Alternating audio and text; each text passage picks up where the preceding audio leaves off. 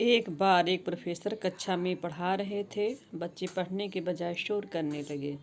तो प्रोफेसर ने कहा, शांत हो जाओ, एक कहानी सुनाता हूँ, ध्यान से सुनना और इस कहानी का निष्कर्ष निकालना।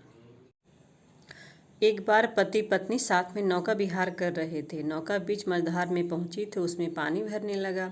नाविक बोला, मैं आप दोनों में से किसी एक को ही बचा सकता हूँ।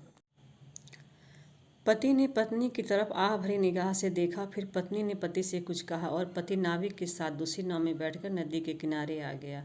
कहानी समाप्त करने के बाद प्रोफेसर ने बच्चों से पूछा, आपको कहानी कैसी लगी? और पत्नी ने पति के कान में क्या कहा होगा? एक बच्चे ने कहा कि पत्नी ने कहा होगा कि तुम स्वार्थी हो। दूसरे ने कहा कि पत्नी ने कहा होगा, मुझे बचा लो। एक लड़का पीछे बैठा हुआ था, बिल्कुल शांत। उसने कहा, नहीं, शायद वह बहुत बीमार होगी, इसलिए उसने कहा होगा कि आप जाओ, मुझे मरने दो। प्रोफेसर ने कहा, तुम्हें कैसे पता? क्या तुमने कहानी पहले कभी सुनी है?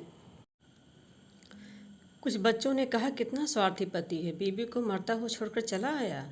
तब उस बच्चे ने कहा, उसे ज़रूर कोई परेशानी होगी, क्योंकि मरने से पहले मेरी माँ ने पिता से कहा था कि मेरे बेटे का ख्याल रखना। इसलिए उस पत्नी ने अपने पति के कान में कुछ जिम्मेदारी वाली बात ही की होगी। एकदम सही गए हो तुम, प्रोफेसर ने कहा। उसकी पत्नी को गंभीर बीमारी थी। वह चंद ही दिनों की मेहमान थी। वहाँ से सीधे वह अपने ससुराल गया, जहाँ उसकी नन्ही सी बच्ची थी। अपनी बच्ची को अपने घर ले आया तथा उसका पालन पोषण बहुत ही लाड प्यार से करने लगा।